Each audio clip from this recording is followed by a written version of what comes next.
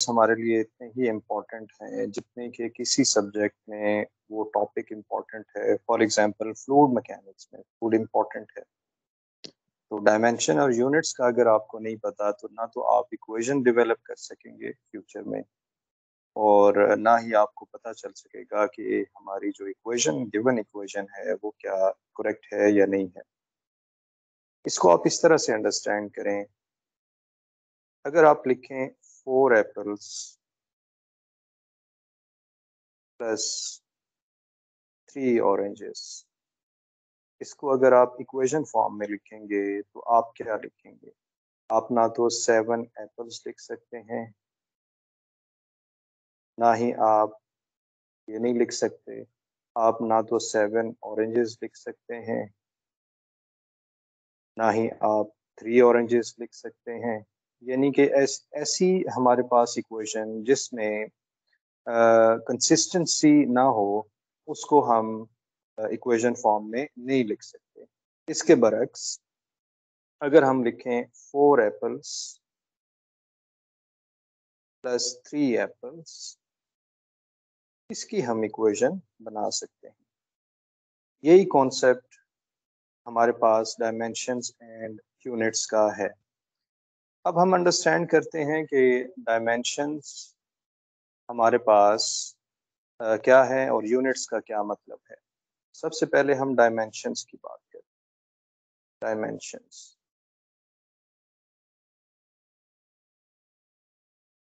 Dimensions basically qualitative measure है।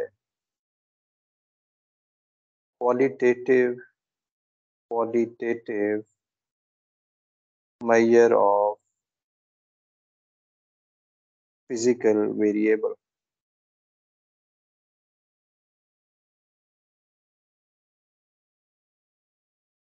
I hope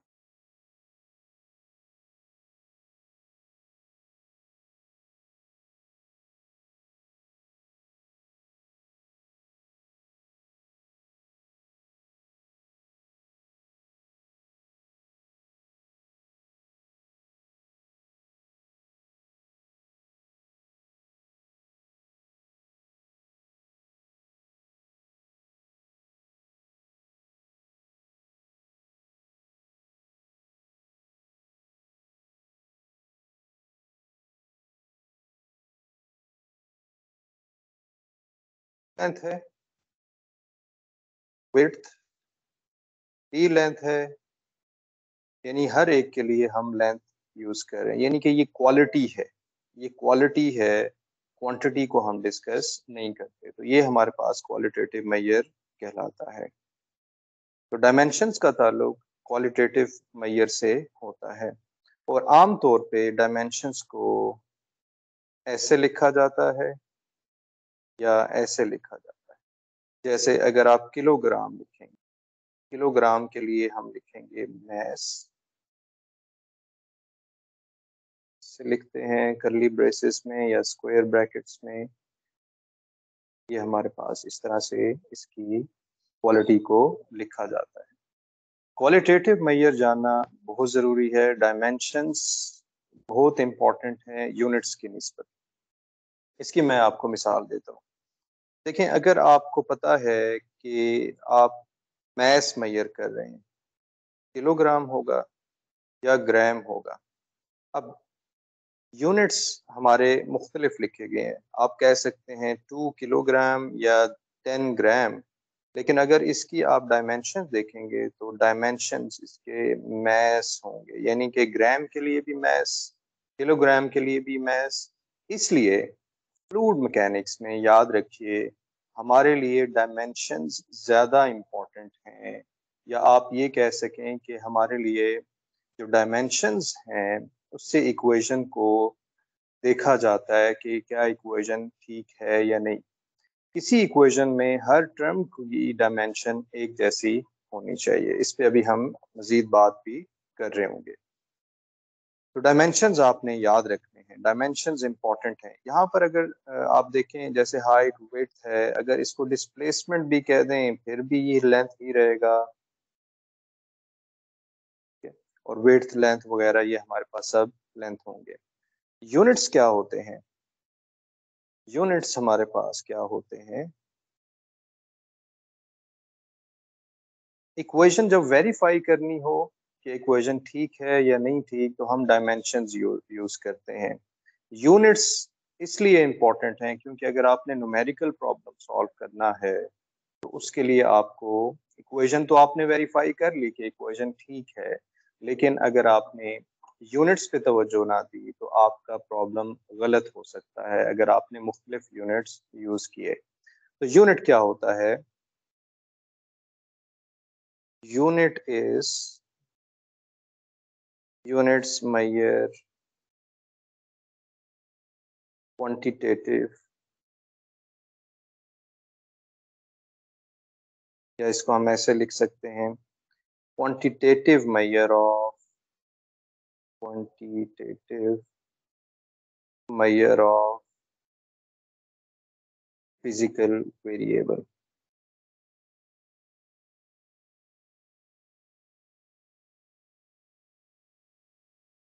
quantity आप major कर रहे होते हैं। मिसाल के तौर पे अगर हम कहें कि 2 मीटर, तो आप क्वांटिटी लेंथ को मेजर कर रहे हैं, क्वांटिटी के जो 2 यहाँ पर है इसकी निस्बत, और यहाँ पर ये मीटर हमारे पास यूनिट है।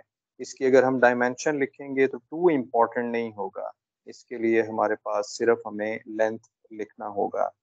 इसी तरह से अगर आप लिखेंगे 2 इंचेस, तो इंचेस आप यहाँ पर क्वांटिटी मेजर कर रहे हैं, 2 इंचेस या 10 इंचेस क्वांटिटी मेजर कर रहे हैं। जब क्वांटिटी मेजर करनी होती है तो हम ये नहीं लिखते 10L, ये हम नहीं लिखते हैं, हम लिखते हैं कि 10 इंचेस, ताकि हमें आइडिया हो कि हमारे पास लेंथ कितनी है। तो इसकी भी अगर आप डायमेंशन देखेंगे तो वो हमारे पास L ही है। ठीक? तो आपको आई होप क्या आइडिया हो गया है कि डायमेंशंस जो है उसका ताल्लुक क्वालिटी से है, यूनिट्स का ताल्लुक हमारे पास क्वांटिटी से। इसके बाद हम बात करते हैं प्राइमरी डायमेंशंस की। प्राइमरी डायमेंशंस,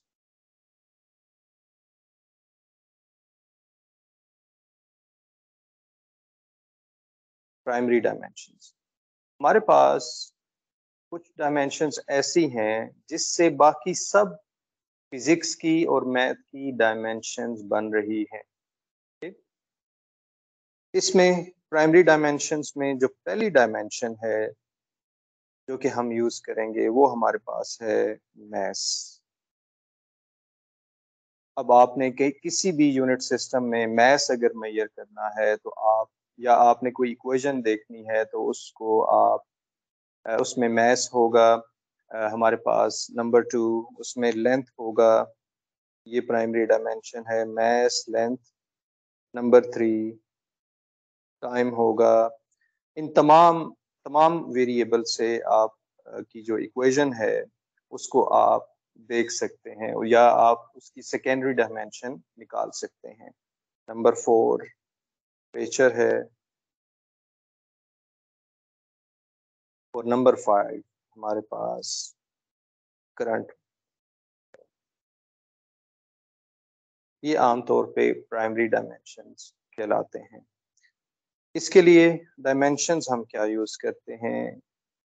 डायमेंशंस मैथ के लिए आप यूज करते हैं m, लेंथ के लिए हम यूज करते हैं l, टाइम के लिए हम जो डायमेंशन लिखते हैं वो t है, टेम्परेचर के लिए क्योंकि हमने टाइम यहाँ यूज कर लिया है, टेम्परेचर के लिए हम डायमेंशन यूज करते हैं आमतौर पे थीटा, इस तरह से लिखा जाता है फ्लूइड मैकेनिक्स में। और करंट, अगर हमारे पास करंट है तो उसकी डायमेंशन हम यूज करते हैं आई।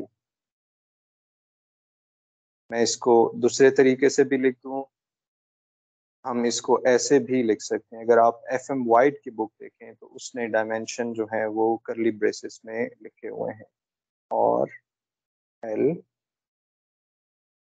और हमारे पास टाइम के लिए टी, और थीटा, और करंट हमारे पास है आई। ये डायमेंशंस हो गए, ये प्राइमरी डायमेंशंस कहलाते हैं। इसके अलावा और भी कुछ डायमेंशंस होते हैं जो आमतौर पे फिजिक्स वगैरह में यूज होते हैं। अगर आपने लाइट ईयर वगैरह मेजर करना है तो कैंडेला वगैरह हम यूज करते हैं, लेकिन फ्लूइड मैकेनिक्स में हम इस 5 डायमेंशंस इंपॉर्टेंट हैं हमारे पास। अब इसके देखें दो सिस्टम ऑफ यूनिट्स होते हैं। एक होता है SI unit, system of international unit, SI unit. Number 2 जो आमतौर पे दुनिया में यूज हो रहा है वो है PG यूनिट, PG सिस्टम आप लिखते हैं और SI सिस्टम हम, SI का मतलब है इंटरनेशनल सिस्टम या सिस्टम ऑफ इंटरनेशनल, और BG का मतलब होता है British gravitational unit, PG unit, British gravitational unit, British gravitational system. इसका मतलब ये है कि आपको मुख्तलिफ सिस्टम्स का जानना ज़रूरी है। हम आमतौर पे SI सिस्टम यूज़ करते हैं, हम उसमें कंफर्टेबल हैं, लेकिन BG सिस्टम इसलिए भी ज़रूरी है। फॉर एग्जांपल, आप अगर कोई डिवाइस लैब के लिए किसी बाहर के मुल्क से मंगवाएंगे, और अगर आप UK से मंगवाएंगे तो आपको उसके जो भी मेजरमेंट्स हैं वो सारे BG में गिवन होंगे। अगर आपको BG का नहीं पता तो वो डिवाइस के लिए आपको मुश्किल हो सकती है। या इस तरह से आप देखें कि अगर आप फॉर एग्जांपल क्रिकेट मैच देख रहे हैं तो बॉलर की बॉलिंग स्पीड जो है वो बताई जाती है कि 90 माइल्स पर आवर, वो बताई जाती है 90 माइल्स पर आवर। अब इसमें हम कंफर्टेबल नहीं है क्योंकि हम इस चीज को बड़ा अच्छा विजुलाइज कर सकते हैं कि 140 किलोमीटर पर, ये हमारे लिए ज्यादा कंफर्टेबल है। लेकिन अगर आप इसमें कंफर्टेबल नहीं है तो इसका मतलब है इसको सीख लें कि 90 माइल्स पर आवर का मतलब क्या होता है, यानी कि आपको माइल्स का पता होना चाहिए। तो इसका मतलब है कि हमें ऐसे यूनिट भी लिखना होंगे। अब हम ऐसे यूनिट में लिखेंगे कि मैस क्या होगा या प्राइमरी डायमेंशंस ये क्या होंगी, और BG यूनिट में हम इसको लिखेंगे। पहले हम ऐसे यूनिट में लिखते हैं। ऐसे यूनिट में हम लिखते हैं किलोग्राम, इसका सिंबल KG है। लेंथ के लिए हम लिखते हैं मीटर, मीटर। टाइम के लिए हम लिखते हैं सेकेंड्स, इसको मैं सिर्फ सिंबल यहाँ पर लिख रहा हूँ। टाइम के लिए सेकेंड्स, S। केल्विन के लिए, टेम्परेचर के लिए बेसिकली केल्विन, और करंट के लिए आपको पता है कि हम एम्पेयर यूज कर रहे होते हैं। डेली लाइफ में भी अगर करंट किसी वायर में हमने देखना हो तो हम एम्पेयर यूज कर रहे होते हैं। इसी तरह से जो BG यूनिट है, BG यूनिट है, इसमें किलोग्राम कैसे मेजर होता है, स्लग के जरिए, इसको हम कहते हैं स्लग। मीटर के लिए यानी लेंथ के लिए ऐसा यूनिट मीटर है, BG यूनिट फुट होगा, आप इसको फुट में मेजर कर रहे होते हैं। टाइम के लिए BG यूनिट सेकेंड है, सेम ही रहेगा, सेकेंड S। टेम्परेचर के लिए ऐसे यूनिट केल्विन है, लेकिन BG यूनिट रैंकाइन है, रैंकाइन है, R, और यहाँ पर एक डिग्री का सिंबल हम लगा लेते हैं। ये याद रखें कि जब हम प्रॉब्लम सॉल्व करेंगे फ्यूचर में तो हमें अपने प्रॉब्लम में अगर सेंटीग्रेड गिवन होगा तो हमें उसे केल्विन में कन्वर्ट करना हमेशा। ठीक, अगर आपको 37 डिग्रीज दिया जाए तो आपने उसे केल्विन में कन्वर्ट करना होगा। ये यहाँ पर एक पॉइंट है जो कि आप हमें जहन में रखना होगा। करंट के लिए हम एम्पेयर यूज करते हैं ऐसे यूनिट में, और BG यूनिट में भी ये एम्पेयर ही हमारे पास होता है। ठीक? यहाँ पर आप लिख सकते हैं कि ये एम्पेयर है, एम्पेयर है। तो ये हमारे पास प्राइमरी डायमेंशंस कहलाते हैं। इन डायमेंशन से कुछ और डायमेंशंस आप फ्यूचर में आप देखेंगे वो डायमेंशंस आप निकाल सकते हैं। फॉर एग्जांपल अगर हम देखें वेलोसिटी के लिए, वेलोसिटी को हम मेजर करते हैं मीटर पर सेकंड में, जो कि यूनिट है मीटर पर सेकंड में, और इसके लिए डायमेंशन हम लिखते हैं L/T। अब L हमारे पास यहाँ पर है, इस लेंथ से हमने प्राइमरी डायमेंशन लेंथ से हमने ये यूनिट बनाया, और टाइम लेंथ पर टाइम हमारे पास इसका वेलोसिटी का प्राइमरी डायमेंशन से इसके डायमेंशन बन जाएंगे। तो हमने लेंथ और टाइम से हमने सेकेंडरी डायमेंशंस बना लिए हैं। एक एग्जांपल हम सॉल्व करते हैं। Example,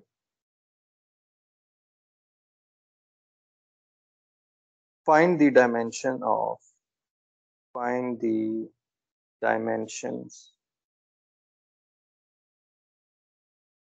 of force F in Newton's second law।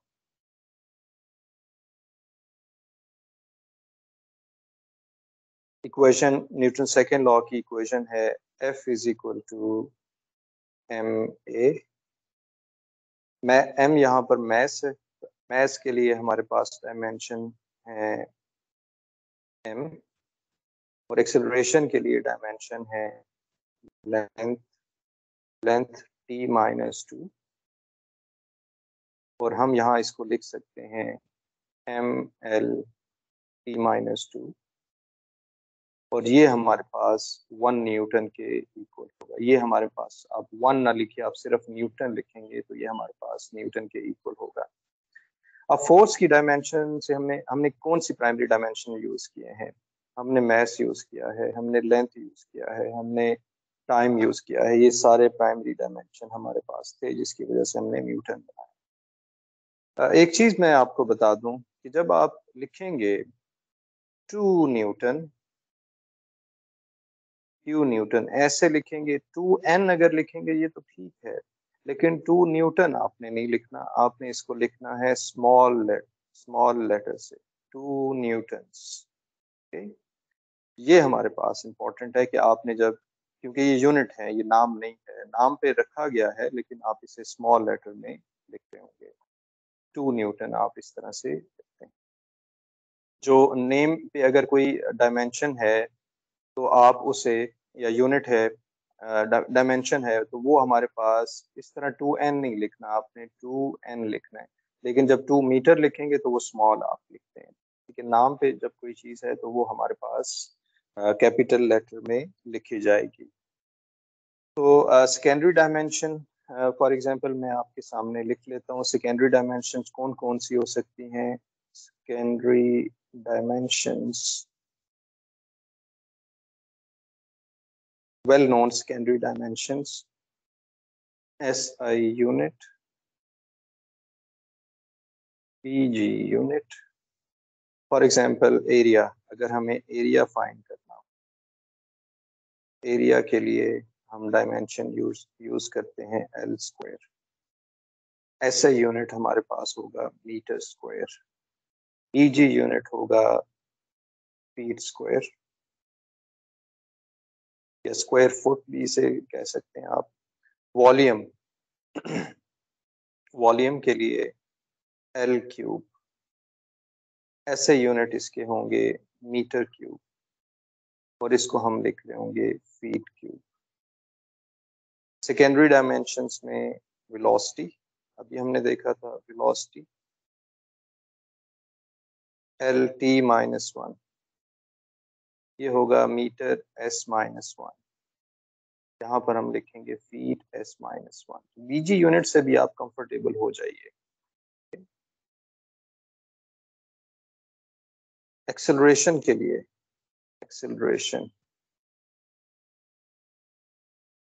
Acceleration के लिए हम इसको लिखेंगे L_T-2। SI यूनिट में हम इसे लिखेंगे MS-2, फीट S-2 ये फुट S-2 बीजी यूनिट में लिख सकते हैं। प्रेशर के लिए हमारे पास डायमेंशन होंगे ML-1 T-2 और ये हमारे पास ऐसे यूनिट होंगे पास्कल न्यूटन पर मीटर स्क्वायर। न्यूटन हमारे पास ऐसे यूनिट में लिखा जाता है और बीजी यूनिट में पाउंड फोर्स फीट -2 हम लिख रहे होंगे। प्रेशर आपको पता है, इसको हम फ्यूचर में डिफाइन भी करेंगे। फोर्स पर एरिया होता है, फोर्स का मैग्नीट्यूड पर एरिया। तो फोर्स के लिए न्यूटन लिखते हैं और एरिया के लिए मीटर स्क्वायर। इसी तरह से बीजी यूनिट में पाउंड फोर्स लिखा जाता है और फीट -2 हम लिख रहे होते हैं। प्रेशर के बाद है डेंसिटी। डेंसिटी हमें पता है मास पर वॉल्यूम होगा, हम इसे लिख लेंगे L-3 और ये आ जाएगा kg मीटर -3। और यहाँ पर kg का आपको पता है कि प्राइमरी डायमेंशन देखना पड़ेगा हमें। प्राइमरी डायमेंशन मास के लिए हमें पता है कि वो स्लग है, तो ये आ जाएगा स्लग्स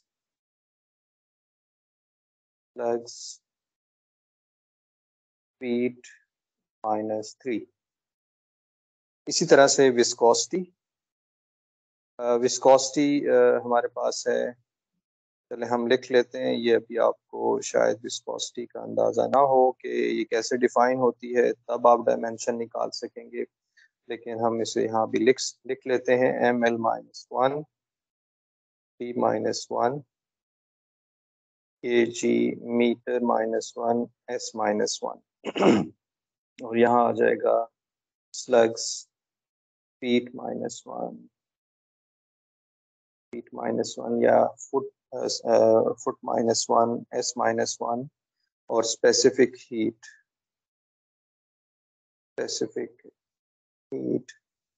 ये आएगा L² T-2 और टेम्परेचर के लिए हम थीटा यूज करते हैं, थीटा -1 या यूनिट इसके क्या बनेंगे मीटर स्क्वायर S-2 और केल्विन हम यूज करते हैं टेम्परेचर के लिए, केल्विन -1 आ जाएगा। और यहाँ पर feet square S-2 Rankine -1 degree के साथ। तो ये तमाम वो सेकेंडरी डायमेंशंस हैं जिसको हमने ऐसे यूनिट में और बीजी यूनिट में लिखा है। ये कुछ हमने एग्जांपल लिखी हैं। हम इसको बाद में दूसरे जो भी क्वांटिटी इन्वॉल्व होंगी उसके लिए हम सेकेंडरी डायमेंशंस लिख रहे होंगे। Thank you for watching.